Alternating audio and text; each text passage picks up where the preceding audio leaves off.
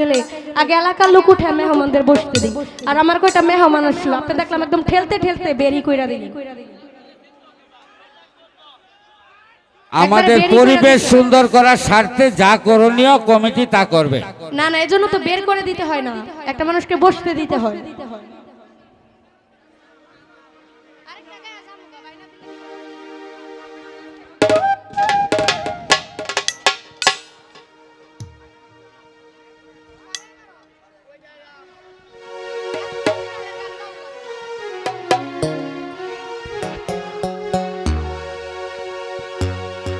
আমার অচিন গ্রামে রাচিন পাখি রে ও কইদি করলে যাওয়া আশা